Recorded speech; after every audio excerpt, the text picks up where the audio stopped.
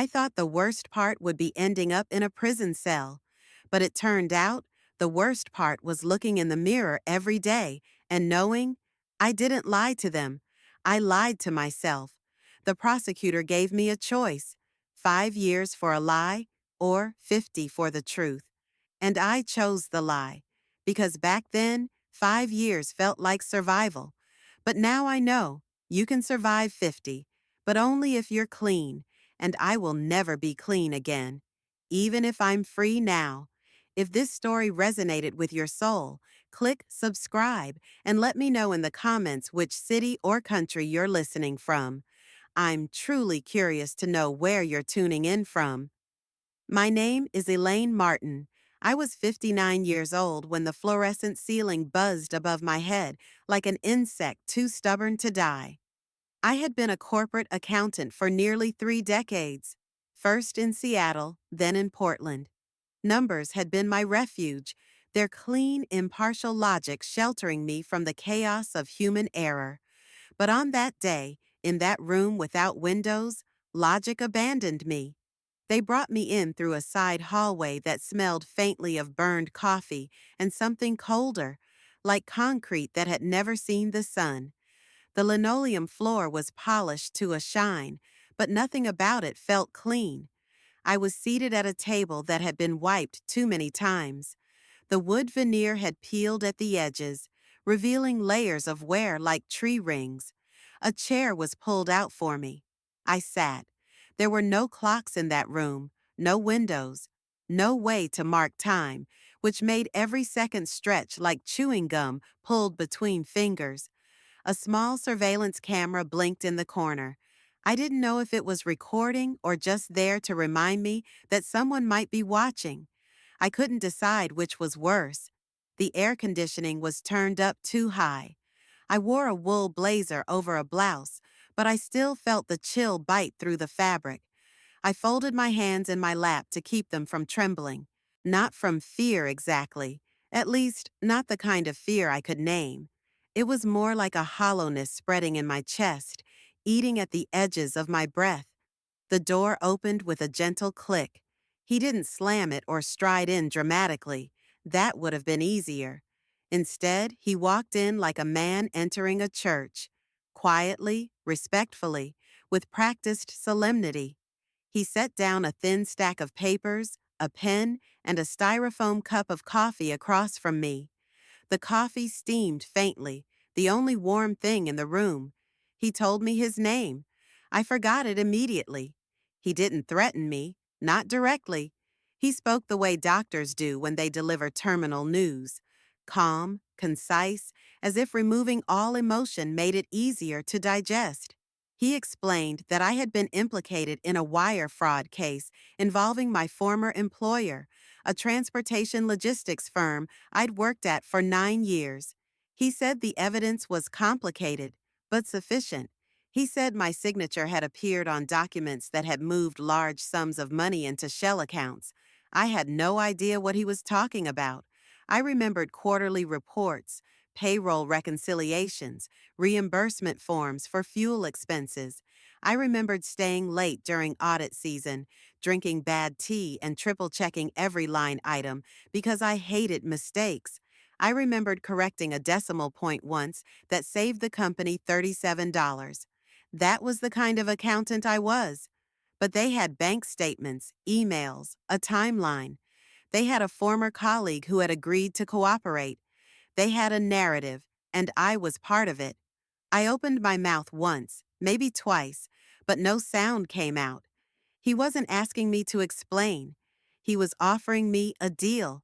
5 years in federal prison if I agreed to plead guilty to misprision of felony, concealing knowledge of a crime, not committing it, not profiting from it, just knowing, just not telling. The alternative was worse. They would escalate the charges: wire fraud, conspiracy, tax evasion, obstruction of justice. If they pursued all counts and I lost, which, he explained, was extremely likely, I could face 50 years, effectively a life sentence. I glanced at the coffee. The steam had stopped rising. He asked if I understood. I nodded. My voice had folded itself into some corner of my throat I couldn't reach. He slid the papers toward me. The pen followed with a soft scrape. I stared at the line where my name was typed. Elaine L. Martin. I had always hated the middle initial. It stood for Louise, my mother's name, and we hadn't spoken in years. But there it was, on the line where my freedom would end. I didn't sign, not then. He told me to take the night, that I could call a lawyer, though he warned me about the risks of trial again. He said it gently, with experience, as if he had watched dozens, hundreds, make this same choice before, as if the room itself had seen it all. I walked back to the holding area, escorted by a deputy whose eyes never met mine. The fluorescent lights hummed overhead. I passed a poster peeling from the wall that read, in blue block letters, "Justice isn't a result, it's a process." That night, I sat on the cot in my holding cell and stared at the floor for hours. The concrete was stained in places I didn't want to imagine. The air was thick with bleach and loneliness. I thought of my daughter, who hadn't called in weeks. I thought of my ex-husband, who had remarried a woman named Karen with 2 dogs and a kayak. I thought of the woman I used to be, before the gray hair, before the false accusations, before this cold room without windows. In the morning, they brought me back. The same room, same chair, same papers. This time, I picked up the pen. My hand didn't shake. My heart did. I wrote my name in blue ink, block letters, deliberate, controlled, and with that, the truth I had held so tightly, so stubbornly, slipped from my hands like sand, not because it was false, but because it was no longer useful. Because in that room without windows, justice had no place, only strategy, only math, 5 years. I told myself it was better than 50. But even then, a quiet voice whispered from some deep place in me I couldn't shut out. 5 years for a lie, or 50 for the truth. And I had chosen the lie. The paper was ordinary, standard letter size, crisp, white, with a faint watermark that caught the light when I tilted it. Nothing about it looked dangerous. It was just a piece of paper. But when they placed it in front of me, it took on the weight of 1,000 bricks. A simple rectangle of ink and cellulose, yet it felt like a verdict already rendered. I was sitting in another cold room, not the same as before, but similar enough that my body reacted the same way. Tight shoulders, clenched stomach, the taste of iron at the back of my throat. There was no clock here either, no window to offer escape or illusion of time. The lights were too bright, humming faintly overhead. I rubbed my hands together, not from cold, but from the dread crawling under my skin. The man across the table was different this time. Not the first one. This one was younger, with a smoother voice, like someone used to negotiating corporate contracts or selling cars. He smiled occasionally, but it didn't reach his eyes. I couldn't decide whether he was pretending or simply didn't care. He laid the document down between us like a sacred offering, told me it was the official plea agreement, that once I signed, things would move quickly. He said the judge would likely accept it, that the sentencing would be straightforward. He used words like streamlined, expedited, predictable, as if my life had become a shipment on a conveyor belt, one more item to be processed, labeled, and delivered to its destination. I looked at the paper. It had my name on it, printed in bold at the top, right beneath the seal of the U.S. District Court. The font was impersonal, mechanical. It reduced me to case number, date of birth, and charge, misprision of felony. A phrase I had never spoken aloud before all of this began, now branded into my vocabulary like a burn. The language was clinical. Knowingly concealed knowledge of a federal offense. Willfully failed to notify the proper authorities. Agreed to accept responsibility. Each sentence was a quiet dagger. I traced the lines with my eyes, unable to lift my hands. It felt like reading my own obituary, written in passive voice. I imagined briefly what it would feel like to tear it in half, to crumple it up and throw it across the room, to scream that I hadn't done anything, that the accounts weren't mine, that the transfers weren't my responsibility, that I had simply done my job. But I didn't move. My hands remained folded in my lap, palms damp with sweat. He pointed to the signature line, told me I could use the pen on the table. It was a cheap black ballpoint, the kind that skips if you don't press hard enough. I picked it up and stared at the ink tip, wondering how something so small could mark such a permanent line between before and after. There was a line in the agreement that said, "This plea is made voluntarily and of the defendant's own free will." I read that sentence 5 times. Voluntarily, of my own free will. And yet I felt no freedom in that room, only the narrowing of options until there was only one road left, and even that one was barely wide enough to walk. I had asked for a few minutes alone. They granted it. He stepped outside, closing the door behind him with a soft click.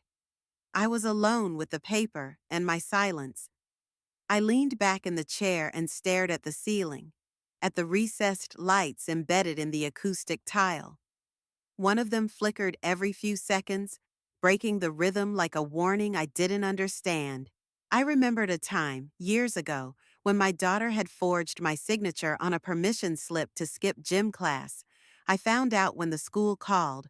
I had been furious, not because she skipped, but because she had signed my name. I told her a signature meant something. It was a promise, a declaration, a choice you couldn't take back. Now I was about to do the same.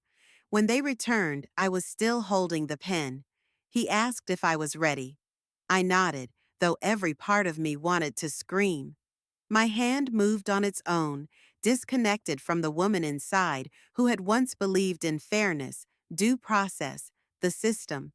I pressed the pen to the paper and wrote my name, each letter shaky but legible.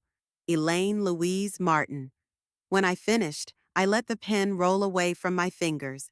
It clicked softly against the table and spun to a stop. He took the paper, glanced at it, and nodded.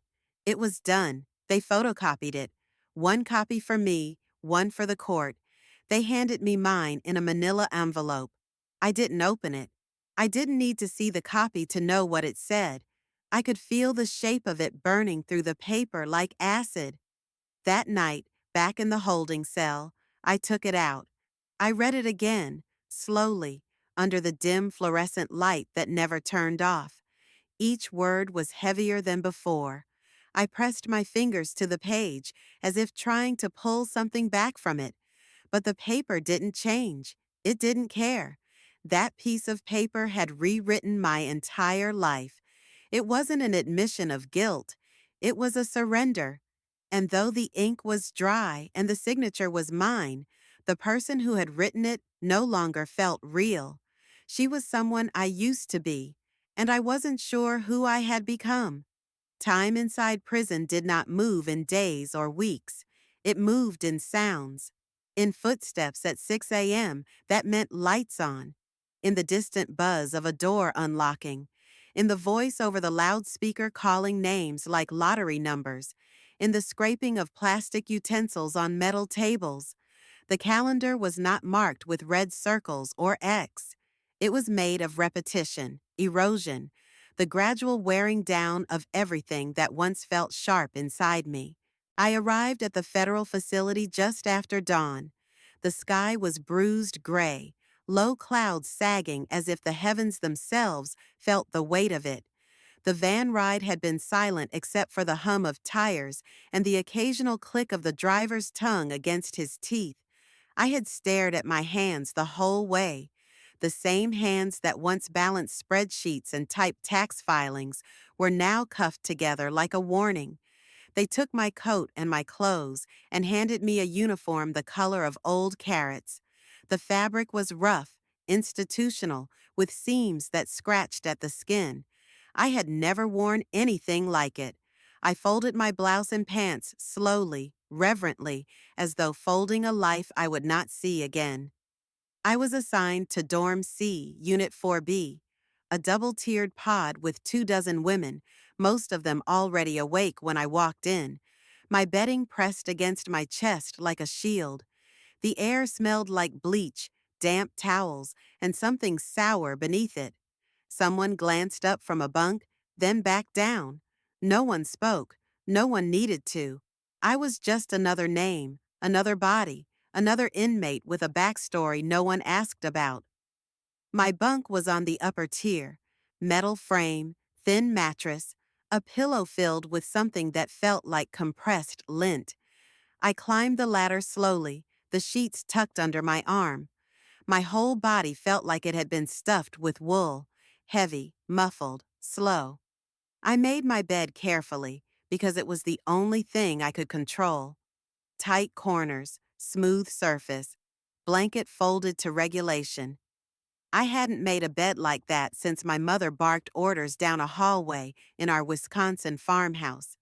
That first night, I lay on my back and stared at the ceiling, painted a pale institutional cream. The light above the door never went off completely. It cast a soft yellow halo across the pod, enough to make shadows move, enough to keep your thoughts awake. I could hear breathing, sniffling, someone murmuring in sleep, the creak of a bed frame as someone turned. I counted those sounds like clock ticks. Days became numbers. Day 1, orientation, a packet of rules, procedures, and codes. Day 4, assignment to laundry duty. Day 9, first commissary purchase, a notebook, a small pencil, toothpaste that tasted like chalk. Day 17, mandatory mental health intake. The woman who interviewed me had kind eyes, but never looked directly into mine. She asked questions like a checklist. I answered like a stranger in my own body. I learned the rhythm. The morning count at 6 yo. Breakfast trays with powdered eggs and gray sausage at 6:30. Job assignment at 7 day. Count again at noon. Lunch at 12:30. Afternoon movement. Dinner at 5 a. Lock in at 9 a. Lights out at 10 say, though no one truly slept then. We lived in the space between those numbers, between the buzzers and announcements, the space where memory tried to breathe. I watched a woman cry into her soup one night. She didn't make a sound. Her tears just slid down her cheeks and into the tray. I didn't ask why. We never did. That was an unspoken law. Don't ask. Don't explain. I followed it like scripture. I kept my head down, did my shifts in laundry, folded uniforms that never seemed to dry fully, their damp weight hanging in my arms like regret. Every 2 weeks, we got 20 minutes of phone time. I tried calling my daughter once. It rang and rang, then voicemail. I left a message. I never heard back. I didn't try again. Instead, I wrote letters I didn't send. To her, to myself, to the life that had existed before the plea deal, before the paper, before the cell.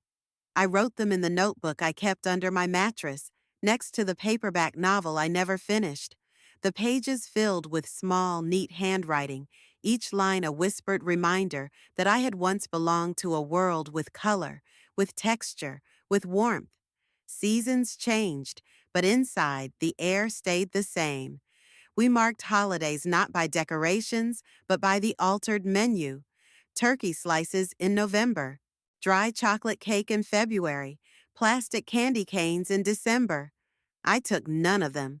Holidays made people weep, and I didn't want to start. Once you cried in that place, it was hard to stop. Some women counted down. I've got 16 months left, one said. 3 Christmases to go, another whispered. But I couldn't bring myself to measure time that way. I stopped counting days. I started counting loads of laundry, stacks of sheets, footsteps between my bunk and the day room. Time wasn't about numbers anymore. It was about survival, about not letting the silence carve too deeply into you. Once, a woman in my unit was released. She packed her things in a pillowcase, walked out quietly. No goodbyes, no celebration, just a sudden vacancy, a bunk left cold. I sat on my mattress that night and stared at the place where her blanket had creased. The emptiness felt louder than any argument. I began waking up before the lights came on. Something in me adjusted, like a clock wound to the new time zone of captivity. I would open my eyes in the soft dark and wait for the click of the latch, the flicker of fluorescence, the voice calling out numbers. That was my calendar, the space between the waking and the noise, the place where I still existed. Years slipped into each other, not whole years, fragments, slivers, like shards of a broken mirror I could never reassemble. I stopped looking at my reflection in the polished metal above the sink. I didn't recognize the face, too hollow, too quiet. But sometimes, when folding sheets, I'd hum under my breath old songs, hymns, bits of jazz from my father's records. The other women didn't mind. Some joined in. Music was safer than stories. It filled the air without asking questions. I lived inside that rhythm for 5 years, 5 long, soundless, structured years, measured not in calendars, but in the rituals of survival. I folded, I counted, I waited, and I never forgot the paper that had brought me there. Because every fold of every sheet reminded me, this place had not been built for guilt. It had been built for the convenient, and I had allowed myself to become that. When the day came, it arrived without fanfare. No brass keys jingling, no guards exchanging knowing glances, no celebratory words. Just a quiet knock on the metal frame of my cell and a short nod from a woman whose name I never learned, though I had seen her pass my bunk nearly every day for the past half-decade. Her face carried the kind of blankness that came from repetition. Another name on the list, another body to be released, another time slot to be kept on schedule. I folded my blanket carefully, not because it was needed, but because my hands didn't know what else to do. The cot beneath me was bare before I even stood. I had packed the night before, though there was little to take. A paperback novel with a torn cover, a toothbrush dulled to rubber, a bundle of letters I had never sent. All of it fit into a clear plastic bag, sealed with tape like evidence. The hallway outside the unit smelled different, less of bodies and disinfectant, more of fresh paint and varnish. Or maybe I just imagined it, wanting it to feel like something had changed. The light overhead flickered slightly as I walked, my footsteps muffled against the worn linoleum. No one said goodbye. Some women lifted their eyes as I passed, but none spoke. We were ghosts to each other, visible only in motion, forgotten in absence. The final corridor had no windows, just a series of closed doors and pale cinder block walls that absorbed the sound of everything. It reminded me of the office building where I had worked before all of this, though cleaner. The irony settled in my throat like a stone. I used to work in places like this. Now I was being escorted out of one. Same architecture, different verdict. The release room was small, quiet, with a single bench and a metal counter. The officer behind the glass asked for my ID number, then handed me a small envelope with my name scrawled in thick blue ink. Inside were the items I had carried when they arrested me. A silver watch no longer ticking, a faded driver's license with a face that looked more awake, a keychain with a single house key that now opened nothing. My clothes were in a plastic bin. The blouse had yellowed around the collar. The slacks had a crease I didn't remember ever making. I dressed slowly, methodically, buttoning each button as though threading the needle back through time. They gave me $50 in cash and a bus voucher. No phone, no escort. Just instructions spoken in the same flat tone I had come to expect. I stepped toward the exit, half expecting an alarm to go off, some last-minute reversal. a voice to shout that it had all been a mistake. But there was nothing, just a door, and it didn't creak. It swung open silently, precisely, with that unnatural smoothness only institutional hinges ever possess. No final clang, no dramatic slam, just a soft hush as it released me back into the world. The air outside was cool, not cold, not warm, just sharp enough to sting the inside of my lungs. The sky was the kind of blue you only see in early morning, still pale at the edges, the sun not yet fully committed to the day. I stepped onto the pavement and paused, letting my shoes touch the ground without bars around them for the first time in years. The earth felt foreign, tilted. There was no one waiting. I hadn't told anyone the exact date, not because I didn't want to be greeted, but because I didn't want to be disappointed. 5 years was enough time for people to drift, to grow used to your absence, to rewrite the narrative of your worth. It was easier to step out alone than to wait for faces that would never appear. I walked toward the bus stop just outside the facility. The bench was damp with dew, the metal cold beneath my thighs. I sat with the plastic bag in my lap, its contents shifting with every breath. Across the street was a gas station with a flickering open sign and a clerk drinking coffee behind fogged up glass. A woman in a blue hoodie walked her dog along the sidewalk, unaware of me, unaware of everything. I wasn't afraid, not yet. That would come later. Right then, I was hollow, like a building just cleared out.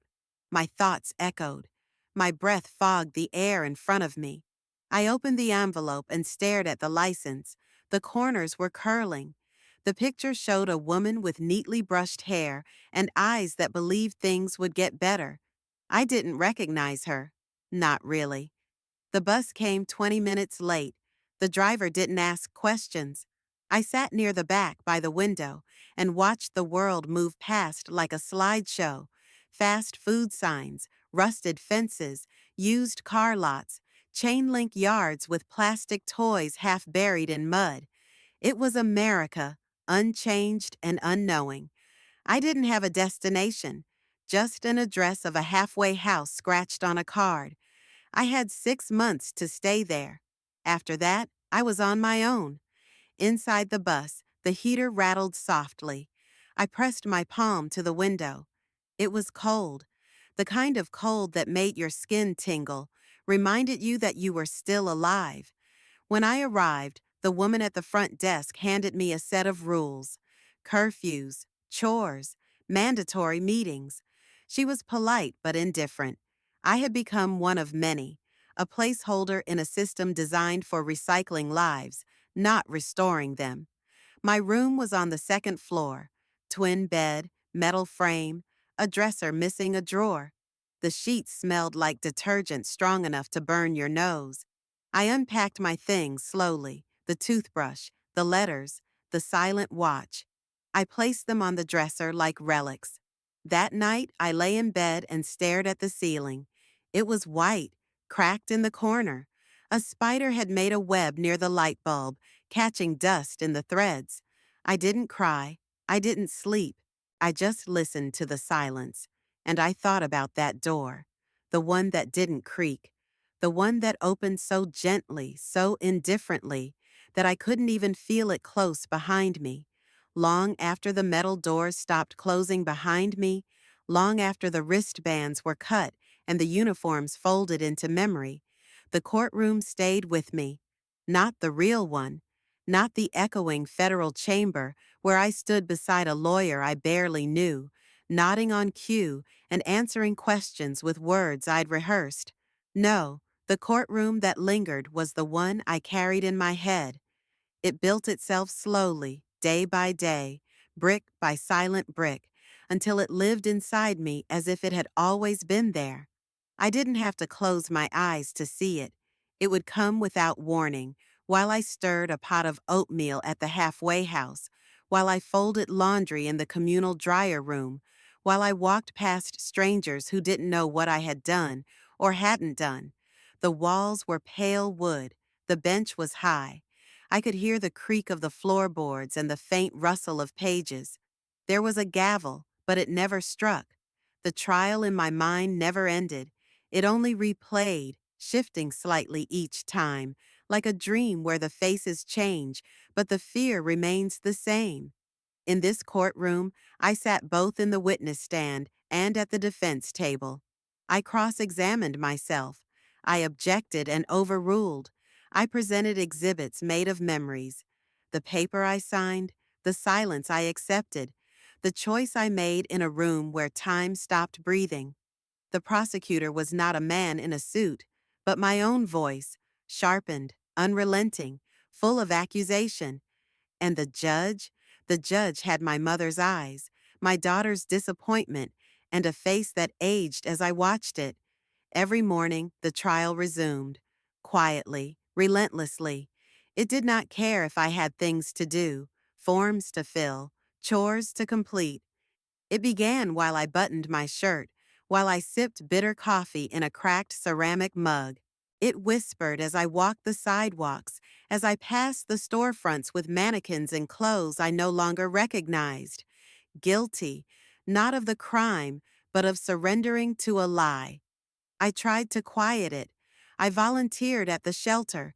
I scrubbed floors until my knees ached. I planted marigolds in the dusty strip of soil behind the halfway house, hoping they would bloom in spite of the air, the noise, the weight. I went to meetings where women shared stories worse than mine, their voices trembling, their eyes proud. I told myself it could have been worse, that I had done what I needed to survive. But that courtroom didn't care about survival. It cared about the truth. And it asked me, again and again, why I had let it go. I answered differently each time. I was scared. I was exhausted. I didn't believe anyone would listen. I didn't want to die in prison. I didn't trust the system. I was manipulated. I was alone. I was practical. I was cornered. I was weak. Each answer echoed across the walls of my imagination and came back quieter than it had gone out. I began to avoid mirrors, not out of shame exactly, but because the reflection was no longer trustworthy. I didn't look the same. There were lines where there hadn't been before, a tightness around my mouth, a guardedness in the eyes that no amount of rest could soften. I started cutting my own hair with scissors from the shared drawer. I wore plain clothes, neutral tones, like camouflage for someone with nowhere to hide. Once, I walked into a library and found a copy of the state penal code. I sat at a back table and flipped through the pages, not looking for anything in particular, just trying to feel the structure again. The cold, defined lines of law, the illusion of clarity. I found the section that matched my charge and read it over and over. The words had the same weight as the paper I had signed. Precise, inescapable, indifferent. Sometimes I thought about appealing. I even began writing a letter once to someone, anyone, maybe the Innocence Project or a pro bono attorney I'd read about. I described the timeline, the flaws in the evidence, the pressure, the deal. But halfway through, I tore it up. Not because it wasn't true, but because I realized I no longer wanted a legal reversal. What I wanted couldn't be filed in court. What I wanted was the past, a different choice, a second chance at that room, that moment, that signature. But those things belonged to a world that didn't exist anymore. The verdict in my head was never final, but it was always loud. On Sundays, I took the long walk to the river.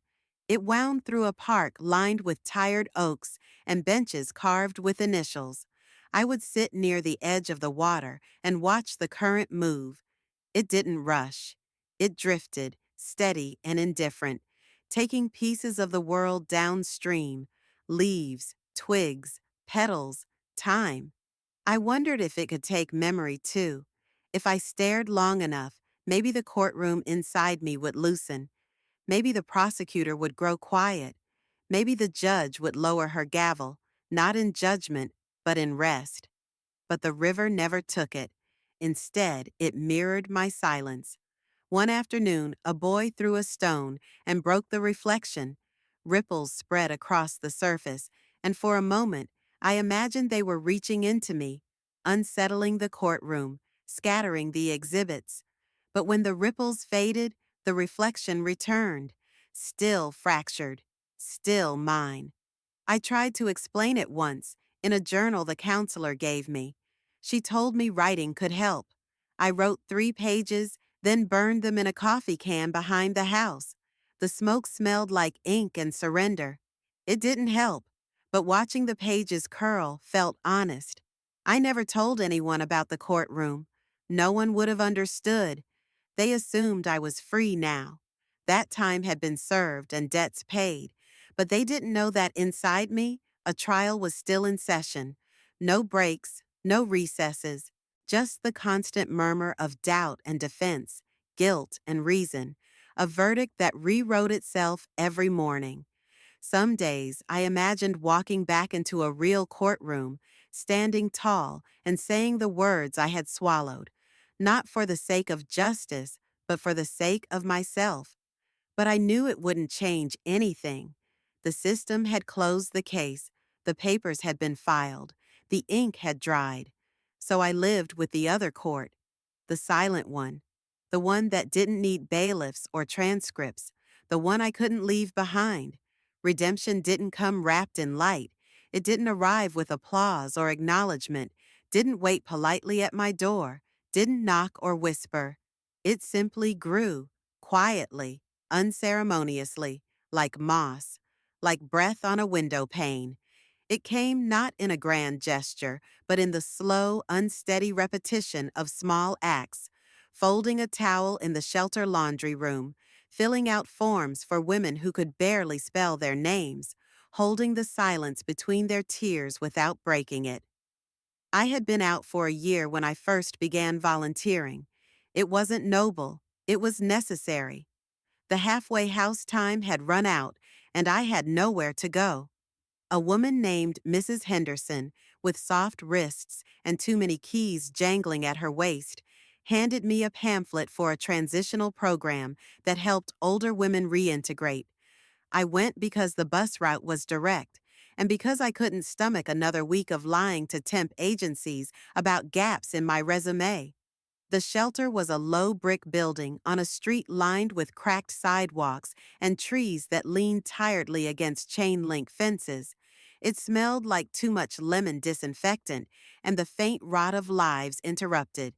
The women who passed through wore mismatched clothes, carried plastic bags with all they had left, and walked like they were bracing for the next blow. I recognized the weight in their shoulders. I had carried it. At first, they didn't speak to me. I was older than most, quieter than all. I kept to my corner, organizing supply closets, labeling food in the fridge, mopping the same stretch of hallway until the tiles gleamed. No one thanked me. That was fine. I wasn't there to be seen. I had been seen enough by the system, by the papers, by the strangers who read my charge sheet and decided who I was. Weeks turned into months, and the place became familiar in the way forgotten spaces do. The tap in the second bathroom dripped every 17 seconds. The back door stuck in humidity. The clock above the main desk was always 5 minutes slow. I began to arrive early, just to sit alone in the office and breathe before the day began. One afternoon, a woman named Jasmine asked me for help filling out a benefits form. She had a black eye, a missing tooth, and a 3-year-old clinging to her hip like a life vest. I guided her hand slowly, letter by letter, box by box. She thanked me with her eyes. I didn't need the words. That was the first time I felt something loosen in my chest. I wasn't a savior. I wasn't healed. But I was present. The days bled into each other, the way prison time once had. But now, instead of counting the hours between lockdowns, I counted gestures. How many clean bed sheets folded, how many donated shoes paired correctly, how many times I listened without flinching when a woman told me how she ended up here. Drugs, men, poverty, lies. The machinery of survival grinding through skin and bone until nothing remained but breath and a name. They never asked about my story. Sometimes I imagined telling it. Most times I didn't. Not because I was ashamed. Shame had long calcified into something else, denial maybe, or a kind of numb practicality. But because I had learned that stories, when spoken aloud, were no longer yours, they became objects passed around, dissected, misunderstood. My story had been taken once by a prosecutor. I had no wish to offer it up again. Instead, I wrote. At night, in the small room I rented behind a laundromat, I wrote letters I would never send. To the woman I used to be, to the prosecutor, to the judge, to my daughter. I addressed them all the same way. You don't know the whole story. I ended them with the same phrase. But I do. I burned some of them in a ceramic bowl on the windowsill. The ashes blew out like dust, like breath, like apology. Sometimes I lit candles with no scent, just flame. I watched the wax drip and thought about erosion, about how even stone gives way to water with enough time. I wasn't a stone anymore. I wasn't a record in a file cabinet. I was a woman in a room with a notebook and a match, trying to understand what it meant to continue. One day, I passed by the courthouse, not the one I had stood in, but another, in a different part of the city. I stood across the street for almost an hour, just watching. People entered and exited, some nervous, some numb, some holding manila folders with their futures inside. No one looked up, no one saw me, and for the first time, I didn't want them to. I walked home slowly, taking side streets, passing closed bookstores and shuttered diners, breathing in the air that still carried spring in its folds. I passed a church with a cracked bell and a rusted sign that read, "You are not your mistake." I stopped and stared at it, the words blurry behind my watering eyes. I didn't go in. I didn't need to. The message had already found me. Redemption, I realized, wasn't a curtain rising. It wasn't applause. It wasn't an article saying the system got it wrong, or a phone call from someone ready to say sorry. Redemption was folding a child's donated sweater and placing it gently into a plastic bin. It was handing a woman a bar of soap and seeing her shoulders soften. It was waking up and not crying. It was silence that no longer accused. And it was mine, not declared, not granted, but claimed, quietly, fully, without a stage.